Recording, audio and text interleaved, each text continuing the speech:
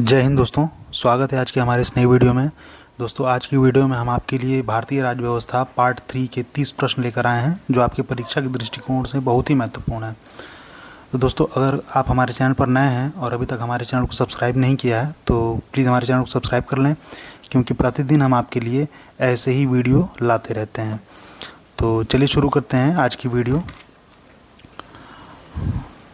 आज का पहला प्रश्न है, किस वर्ष भारत एक प्रभुत्व संपन्न प्रजातांत्रिक गणराज्य बना?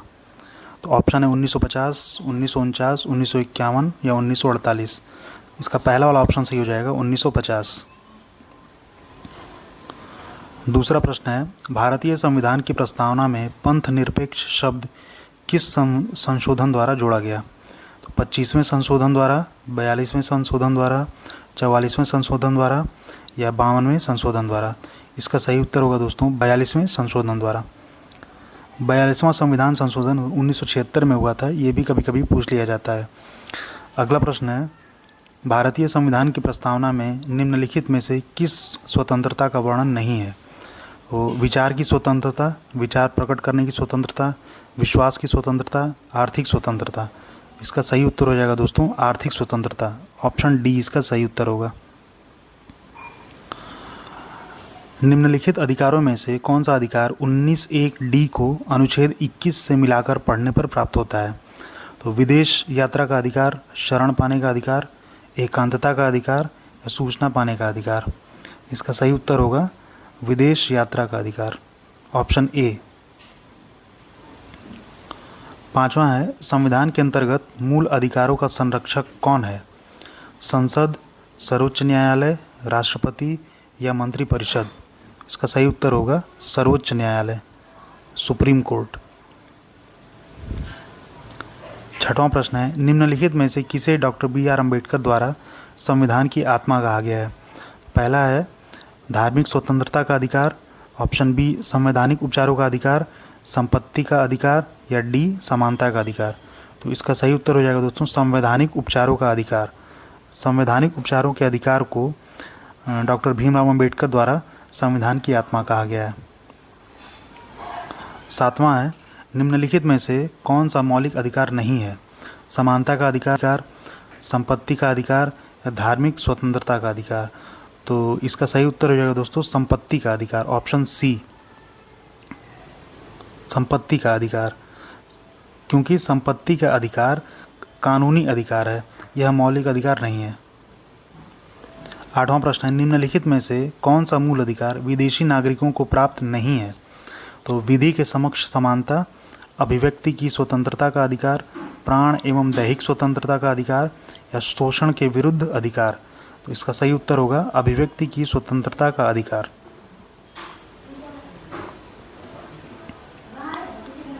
नौवां प्रश्न है, भारतीय संविधान द्वारा प्रदत्त निम्न में से कौन सा अधिकार गैर नागरिकों को भी उपलब्ध है? ऑप्शन ए अभिव्यक्ति की स्वतंत्रता, बी देश के किसी भी भाग में घूमने एवं बसने का अधिकार, सी संपत्ति अर्जित करने का अधिकार या डी संवैधानिक निराकरण का अधिकार। इसका ऑप्शन डी सही हो जाएगा संवैधानिक निराकरण का अधिकार। 10वां प्रश्न है, भारतीय संविधान के अनुच्छेद 25 में प्रयुक्त हिंदू शब्द किसे सम्मिलित नहीं करता है? बौद्धों को, पारसियों को, जैनों को या सिखों को। इसका सही उत्तर होगा दोस्तों पारसियों को। ऑप्शन बी इसका सही उत्तर होगा। 11वां प्रश्न है, संपत्ति के अधिकार को समाप्त करके किस संविधान संशोधन द्वारा कानूनी अधिकार बना दिया गया? दोस्तों यही प्रश्न ऊपर आया था कि संपत्ति का अधिकार कौन सा मौलिक अधिकार नहीं है, तो संपत्ति का अधिकार। और इस संपत्ति के अधिकार को कब किस संशोधन में बदल करके कानूनी अधिकार बना दिया गया था? तो 44वां संविधान संशोधन, 42वां संविधान संशोधन 1976, 46वां संविधान संशोधन 1982 या 31वां संविधान संशोधन 1973। तो इसका सही उत्तर होगा दोस्तों 44वां संविधान संशोधन 1978। 44वें संविधान संशोधन 1978 के तहत संपत्ति के अधिकार को समाप्त करके इसे कानूनी अधिकार बना दिया गया था। अगला है, संविधान के किस प्रावधान द्वारा अस्पृश्यता का उन्मूलन किया गया है? तो अनुच्छेद 17, अनुच्छेद 14, अनुच्छेद 17, अनुच्छेद 19 या अनुच्छेद 21? इसका सही उत्तर होगा अनुच्छेद 17। अनुच्छेद 17 के तहत अस्पृश्यता का उन्मूलन कर दिया गया है। कभी कभी इसी प्रश्न को छुआछूत का अंत किस अनुच्छेद के तहत किया गया, इस प्रकार से पूछ लेता है दोस्तों। तो इसका सही उत्तर अनुच्छेद 17 हो जाएगा, ऑप्शन बी। अगला प्रश्न है हमारा, भारतीय संविधान का कौन सा अनुच्छेद प्रेस की स्वतंत्रता को आश्वासित करता है? तो अनुच्छेद 16, अनुच्छेद 19, अनुच्छेद 22 या अनुच्छेद 31? इसका सही उत्तर होगा अनुच्छेद 19, ऑप्शन बी। अनुच्छेद 19 इसका सही उत्तर हो जाएगा। अनुच्छेद 19 में प्रेस की स्वतंत्रता के बारे में बात की गई है। प्रेस की स्वतंत्रता का अधिकार किस अनुच्छेद में अंतर्निहित है? देखिए, ये अनुच्छेद 19 1 के क में, अनुच्छेद 19 1 के ख में, अनुच्छेद 19 1 के ग में या अनुच्छेद 19 1 के घ में? इसका सही उत्तर होगा अनुच्छेद 19 1 के क में। समान कार्य के लिए समान वेतन को किस अनुच्छेद के तहत मौलिक अधिकार परिभाषित करने की शक्ति प्राप्त हुई है? तो ऑप्शन ए है अनुच्छेद 14 तथा 15, बी अनुच्छेद 14 तथा 16, सी अनुच्छेद 17 तथा 19 या डी अनुच्छेद 17 तथा 21? इसका सही उत्तर हो जाएगा अनुच्छेद 14 तथा 16, ऑप्शन बी इसका सही उत्तर होगा। अनुच्छेद 14 और अनुच्छेद 16 में दोस्तों समान कार्य के लिए समान वेतन की बात की गई है, जबकि अनुच्छेद 15 में धर्म, मूल, वंश अथवा जाति के आधार पर कोई किसी से भेदभाव नहीं कर सकता है, इसकी बात कही गई है अनुच्छेद 15 में। अगला प्रश्न है, भारतीय संविधान के किस संशोधन द्वारा प्रस्तावना में दो शब्द समाजवादी और धर्मनिरपेक्ष जोड़ा गया था? तो 44वां संविधान संशोधन 1978, 42वां संविधान संशोधन 1976, 46वां संविधान संशोधन 1982 या 31वां संविधान संशोधन 1973? तो इसका सही उत्तर हो जाएगा दोस्तों आपका ये 42वां संविधान संशोधन 1976।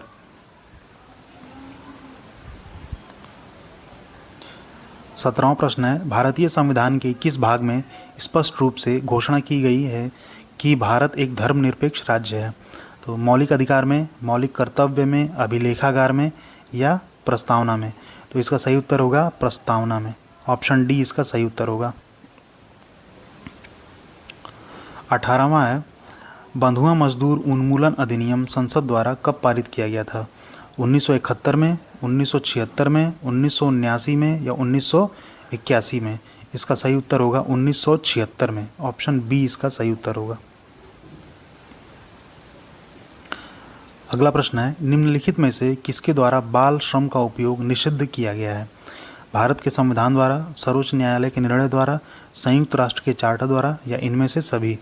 तो इन सभी के द्वारा बाल श्रम अधिनियम के तहत बच्चों को किसी भी कारखाने में या किसी भी स्थान पर कार्य करने से रोक लगाया गया है। 20वां प्रश्न है, भारतीय संविधान की प्रस्तावना के अनुसार भारत के शासन की सर्वोच्च सत्ता किसमें निहित है? तो प्रधानमंत्री में, जनता में, राष्ट्रपति में या सर्वोच्च न्यायालय में? इसका सही उत्तर होगा जनता में। अगला प्रश्न है, विश्व का सबसे बड़ा लिखित एवं सर्वाधिक व्यापक संविधान किस देश का है? भारत का, ऑस्ट्रेलिया का, संयुक्त राज्य अमेरिका का या आयरलैंड का? इसका सही उत्तर हो जाएगा दोस्तों भारत का। हमारा भारत का संविधान सबसे बड़ा है। अगला है, भारत का संविधान भारत को क्या घोषित करता है? एक स्वैच्छिक महासंघ, एक परिसंघ, राज्यों का एक संघ या एक फेडरेशन? इसका सही उत्तर होगा राज्यों का एक संघ, ऑप्शन सी इसका सही उत्तर होगा। 23वां प्रश्न है, भारत के संविधान का संरचनात्मक भाग कहाँ से लिया गया है? भारत सरकार अधिनियम 1919, भारत सरकार अधिनियम 1935, भारत सरकार अधिनियम 1958 या भारत सरकार अधिनियम 1909? इसका सही उत्तर होगा भारत सरकार अधिनियम 1935, ऑप्शन बी इसका सही उत्तर हो जाएगा। 24वां प्रश्न है, निम्नलिखित में से कौन सा राज्य भारतीय संविधान की 6वीं अनुसूची में शामिल नहीं है? असम, त्रिपुरा, मिजोरम या सिक्किम? तो इसका सही उत्तर हो जाएगा दोस्तों सिक्किम। अगला प्रश्न हमारा, निम्नलिखित में से कौन सी भाषा भारतीय संविधान के 8वीं अनुसूची में नहीं है? बोडो, सिंहली, नेपाली या संथाली? इसका सही उत्तर हो जाएगा दोस्तों सिंहली, ऑप्शन बी इसका सही उत्तर होगा। अगला है, भारतीय संविधान पर सबसे अधिक प्रभाव किस अधिनियम का पड़ा है? तो भारत सरकार अधिनियम 1919, भारत सरकार अधिनियम 1935, भारत सरकार अधिनियम 1958 या भारत सरकार अधिनियम 1909। इसका सही उत्तर होगा दोस्तों भारत सरकार अधिनियम 1935। ऑप्शन बी इसका सही उत्तर हो जाएगा। अगला प्रश्न है, नवनिर्मित भारतीय संविधान में कितने अनुच्छेद और कितनी अनुसूचियां थीं? तो 395 अनुच्छेद 12 अनुसूचियां, 395 अनुच्छेद 8 अनुसूचियां, 432 अनुच्छेद 10 अनुसूचियां या 395 अनुच्छेद 7 अनुसूचियां। इसका सही उत्तर होगा 395 अनुच्छेद और 8 अनुसूचियां। जिस समय भारत का संविधान बन करके तैयार हुआ था उस समय संविधान में 395 अनुच्छेद और 8 अनुसूचियां सम्मिलित थीं। 28वां प्रश्न है, वर्तमान भारतीय संविधान में कितने अनुच्छेद और अनुसूचियां हैं? तो 448 अनुच्छेद 12 अनुसूचियां, 448 अनुच्छेद 8 अनुसूचियां, 448 अनुच्छेद 10 अनुसूचियां या 395 अनुच्छेद 8 अनुसूचियां। तो इसका सही उत्तर हो जाएगा 448 अनुच्छेद और 12 अनुसूचियां। ऑप्शन ए इसका सही उत्तर हो जाएगा। 29वां प्रश्न है, भारतीय संविधान का अभिभावक किसे माना जाता है? सर्वोच्च न्यायालय, उच्च न्यायालय, संसद या लोकसभा? तो इसका सही उत्तर हो जाएगा सर्वोच्च न्यायालय। और आज का आखिरी प्रश्न दोस्तों, भारत में वयस्क मताधिकार की उम्र सीमा क्या है? 21 वर्ष, 18 वर्ष, 17 वर्ष या 20 वर्ष? तो इसका सही उत्तर होगा 18 वर्ष। 18 वर्ष की उम्र पार करने के बाद हम मत दे सकते हैं। तो दोस्तों ये थे आज के हमारे 30 महत्वपूर्ण प्रश्न जो आपकी परीक्षा के लिए बहुत ही महत्वपूर्ण है। तो इसी प्रकार के प्रश्न दोस्तों परीक्षा में आते हैं और इसी प्रकार से हम आगे भी इसी तरीके के प्रश्नों की चर्चा करते रहेंगे और अलग अलग विषयों की चर्चा करते रहेंगे। तो उम्मीद है दोस्तों हमारी वीडियो पसंद आई होगी। तो हमारी वीडियो को लाइक करें, शेयर करें, सब्सक्राइब करें दोस्तों। Thanks for watching.